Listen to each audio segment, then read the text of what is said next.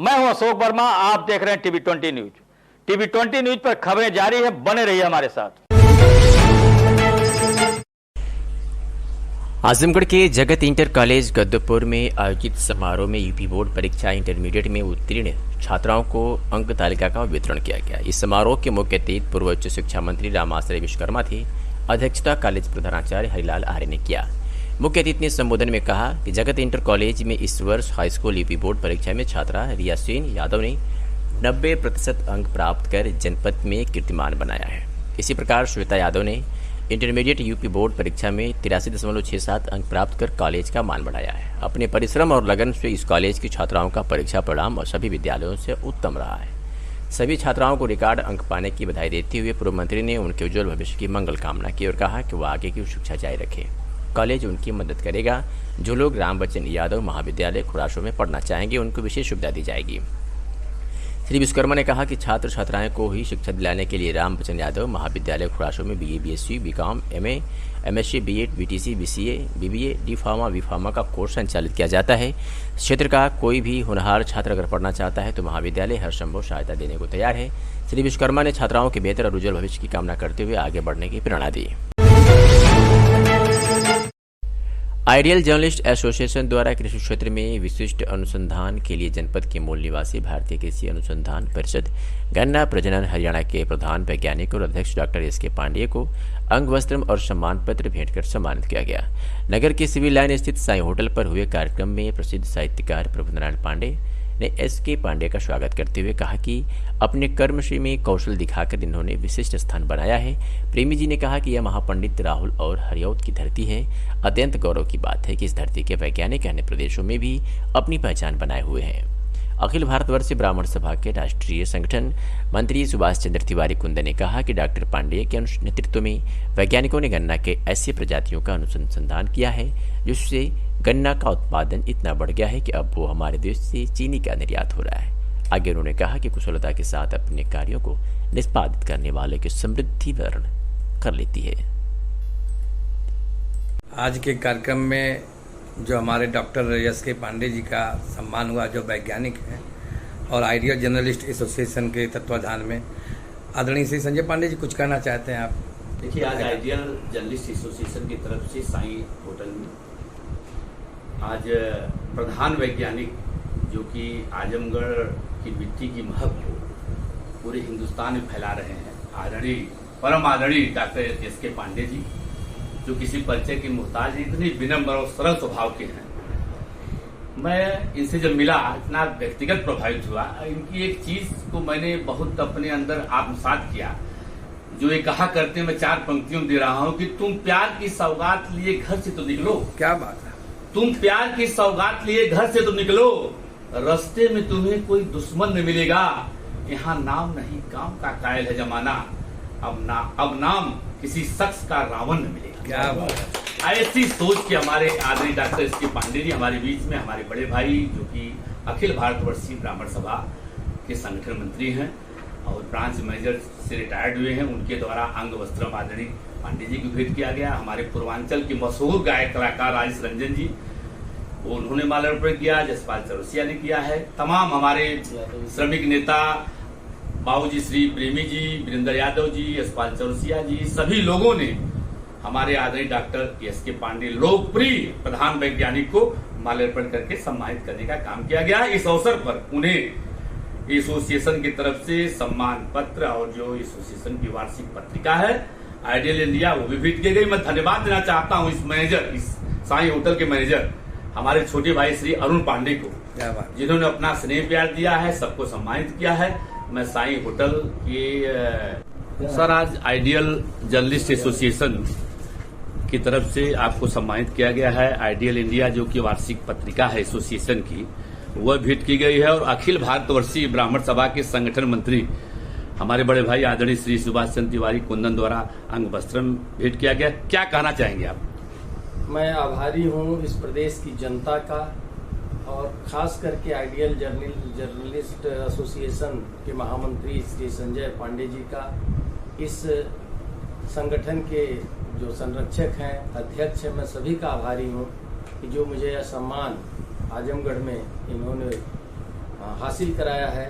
अन्यथा आजमगढ़ नगर या प्रदेश में एक वैज्ञानिक के नाते किसी मेरी पहचान नहीं होती। मैं आजमगढ़ आता हूँ या पहले मैं आया और चला गया, लेकिन श्री संजय पांडे जी भाई साहब ने जो मुझे सम्मान दिलाया, ब्राह्मण एसोसिएशन के जो अशोक भाई साहब जी, इनका जो सहयोग प्यार मिला है, मैं सदा स्मरणीय रहेगा। और मैं चाहूँगा कि आजमगढ़ बार बार आऊँ और मैं इस क्षेत्र की जनता के लिए कुछ काम करने का मैं सोच रहा हूँ। विगत वर्षों से मैं संजय भाई से भी बात करते रहता हूँ, कोई कार्यक्रम आयोजित करें जो कि मैं अपने संस्थान से कोई योजनाएं, कोई स्कीम किसानों के लिए लागू कर सकूं, तो मुझे बड़ी प्रसन्नता होगी। तो इस विषय पर मैं इनसे वार्ता करके कुछ अपने प्रदेश की जनता के लिए करने का सोचूंगा। धन्यवाद। आजमगढ़ के जैनपुर कोतवाली पर महाराजगंज यूनिट अग्निशमन विभाग ने पुलिसकर्मियों व महिला ग्रामीणों को अग्नि से बचाव के लिए प्रशिक्षित किया। महिला पुलिसकर्मियों ने महिला सुरक्षा की जानकारी दिया और जागरूक किया। जैनपुर कोतवाली पर उच्च अधिकारियों को निर्देश पर गुरुवार की सुबह 11 बजे से लेकर 1 बजे तक अग्निशमन महाराजगंज यूनिट प्रभारी हरिवचन सिंह व नीरज दुबे ने आग क्या होता है, आग के प्रकार और किन कारणों से आग लगती है और कैसे आग पर काबू पाया जाए की विस्तृत जानकारी दी। वही जैनपुर थाने पर तैनात पुलिसकर्मियों को अग्निशमन यंत्र चलाने का तरीका सिखाया व प्रयोग करके दिखाया। इस दौरान ग्रामीण महिलाओं को गैस सिलेंडर से आग लगने पर बचने और बचाने के उपाय प्रयोग करके दिखाए गए। वही उत्साहित ग्रामीण महिलाओं ने सिलेंडर से आग लगने पर कैसे काबू पाया जाए सीखा। वही नीरज दुबे ने खेत खलिहान मंडई सहित ठोस द्रव्य व गैस से आग लगने पर किस प्रकार से आग पर काबू पाया जाए। मौजूद पुलिसकर्मियों व ग्रामीण महिलाओं को लाभदायक जानकारी दी गई।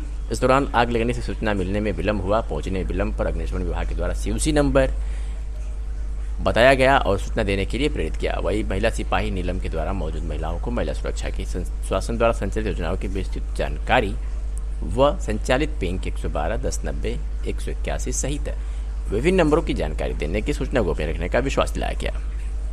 ABC फायर एक्सटिंग्विशर लगा ये हर जगह। हम लोग कोशिश कर रहे हैं कि मैक्सिमम लोगों को जागरूक करें। जहां भी ऐसे कॉमर्शियल प्लेसेस हैं जहां पे आग लगने के खतरा है, जहां लोग बैठते हैं उठते हैं, वहां पवई पुलिस ने किशोरी के साथ दुष्कर्म करने वाले अभियुक्त को गिरफ्तार करने में सफलता हासिल की है।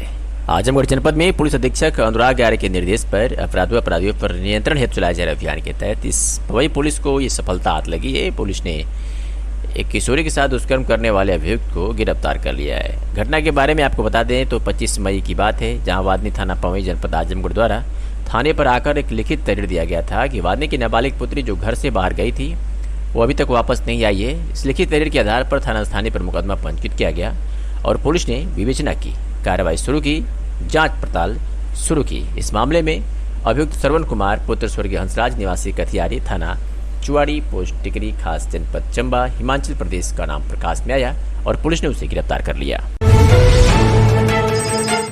सरकार द्वारा किसानों को मिलने वाली किसान पेंशन को 100% लाभ दिलाने के लिए अब गांव-गांव कैंप लगवाया जा रहा है। इसी क्रम में आज आजमगढ़ ब्लॉक की ग्राम पंचायत सुखमदत नगर बेचू यादव भारत परिषद प्रदेश महासचिव के आवास पर कृषि सहायक अधिकारी ओम प्रकाश की देखरेख में संपन्न हुआ, जिसमें सैकड़ों की संख्या में किसान पेंशन से वंचित महिला व पुरुषों सहित पहुंचकर अपनी अपनी समस्या का समाधान कराया। सरकार की तरफ से कैंप के लिए ब्लॉक स्तरीय टीम में कृषि विभाग, राजस्व विभाग, पंचायत विभाग, पोस्ट ऑफिस व जनसेवा केंद्रों को शामिल किया गया है। यह कैंप संपूर्ण समाधान दिवस के रूप में 22 मई से 10 जून तक प्रत्येक ग्राम पंचायतों में चलाया जाएगा।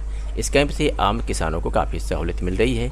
घर बैठे कर्मचारियों की मदद से सारे कागजात सही हो जा रहा है। इस कार्यक्रम में मुख्य रूप से भारत परिषद प्रदेश महासचिव बेचू यादव, सुनील कुमार, ग्राम प्रधान दिलीप चौहान, जीताराम, किशोर राम सहित सैकड़ों की संख्या में लोग उपस्थित रहे।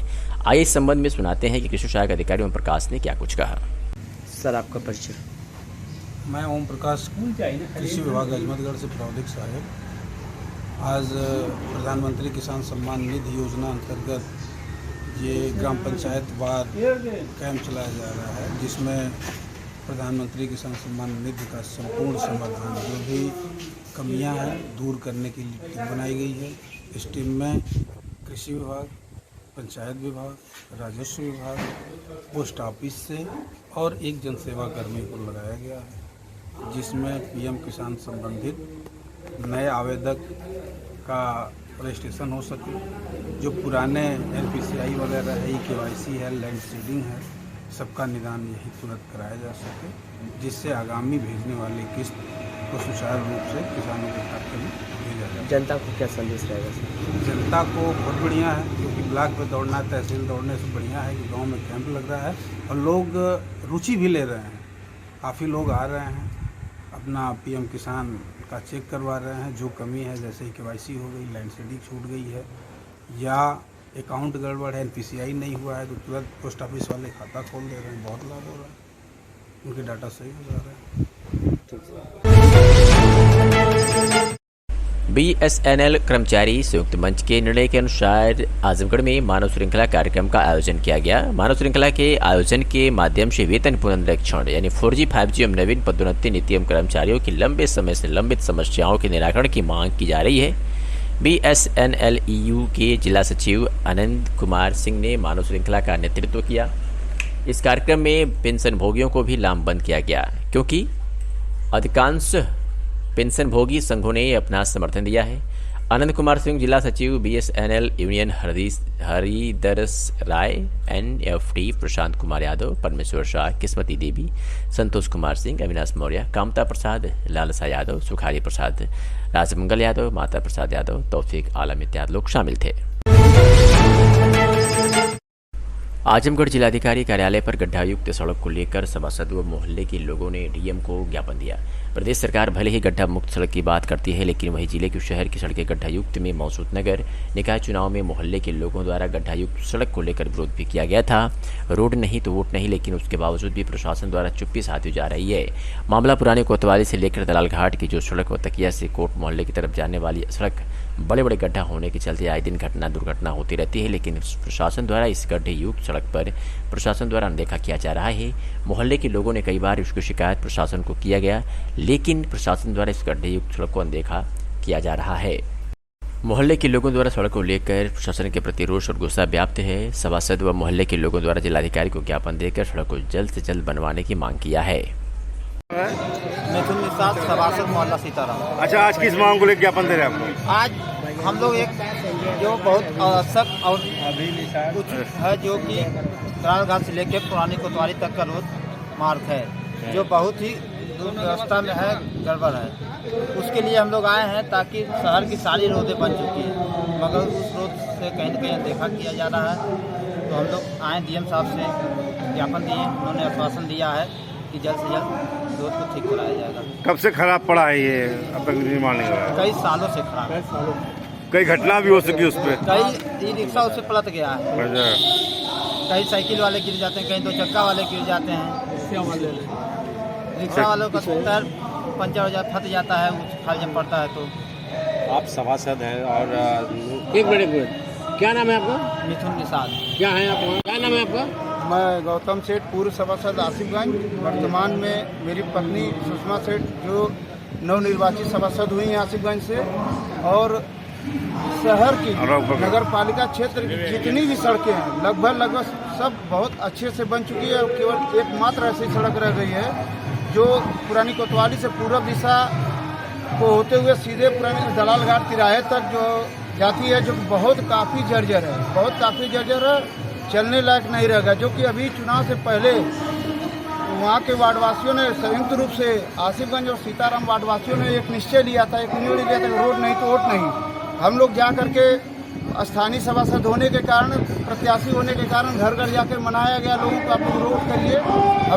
हम जो निर्वाचित होगा, चाहे कोई भी निर्वाचित होगा, दोनों भाई आसिफगंज मिथुन निषाद जी और सभासद पति होने के नाते मैं गौतम सेठ, दोनों ने निश्चय किया कि रोड के लिए हर संभव जहां हो सकता है वहां हम लोग उच्च अधिकारी, जिलाधिकारी महोदय ने आश्वासन दिया है। चूँकि पूर्व में जिलाधिकारी महोदय ने आश्वासन दिया भी था कि ये रोडें काफ़ी खराब है, उसी के लेकर के हम लोग जिलाधिकारी से मिले हैं। मिथुन निषाद जी ने संपर्क किया, बहुत अच्छा उन्होंने आश्वासन दिया है, और हमें आशा और विश्वास है कि जिलाधिकारी महोदय इस कार्य को करवाएंगे।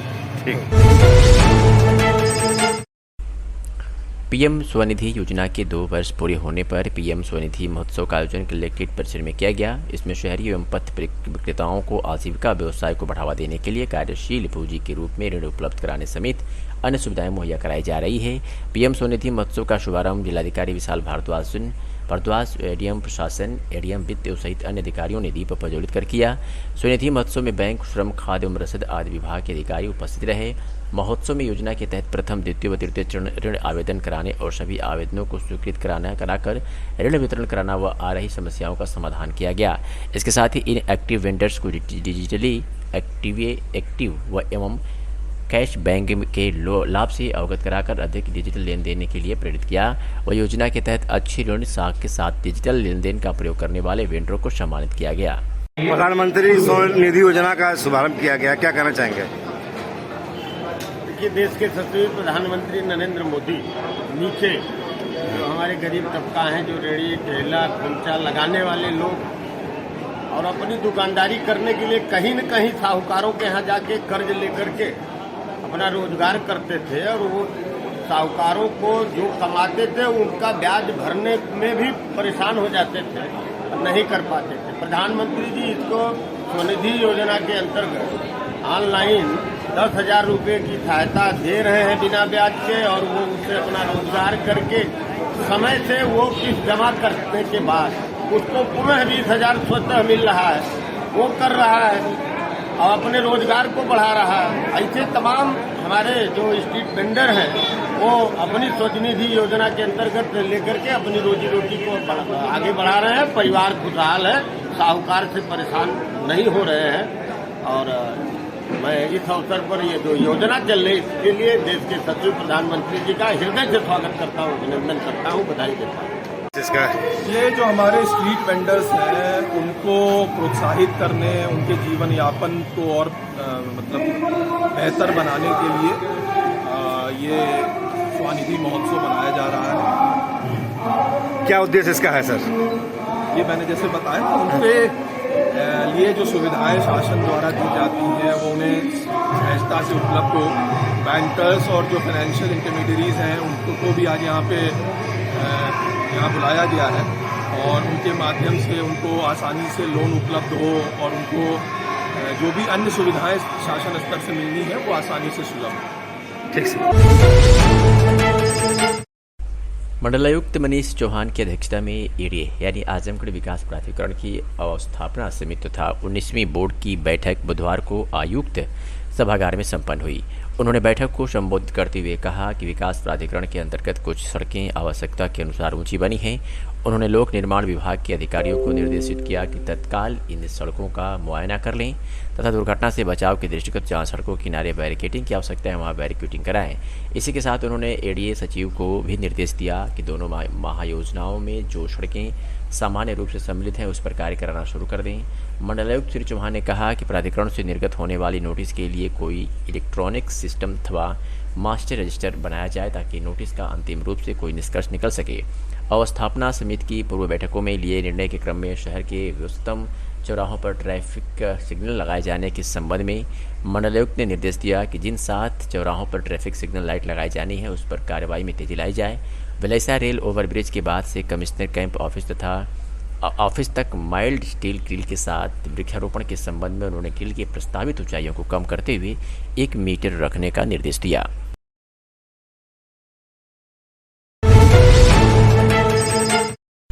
आजमगढ़ के मुबारकपुर थाना क्षेत्र से खबर है, जहां के गुजरपार गांव में दो भाइयों के बीच शराब पीने को लेकर हुए मारपीट में पुलिस ने एक को गिरफ्तार कर लिया है। बताया जा रहा है कि शराब पीने को लेकर के भाइयों के बीच विवाद हुआ, जिसमें पुलिस ने एक को गिरफ्तार कर लिया है।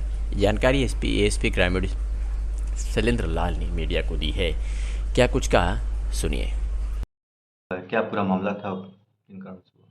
ग्राम गुजरपार थाना मुबारकपुर में शराब पीने के उपरांत भाइयों के बीच में विवाद हुआ। इसके बाद उनमें मारपीट हुई। इस प्रकरण में पंचदेव दुबे इनको चोटें आई और किसी समय सुबह इनकी मृत्यु हो गई है। इनके भाई गिरीश चंद दुबे व इनका एक दोस्त परवेज यादव, इसकी गिरफ्तारी कर ली गई है। लॉ एंड ऑर्डर की स्थिति सामान्य है और शीघ्र ही इन लोगों को न्यायालय प्रस्तुत किया जाएगा रिमांड के लिए।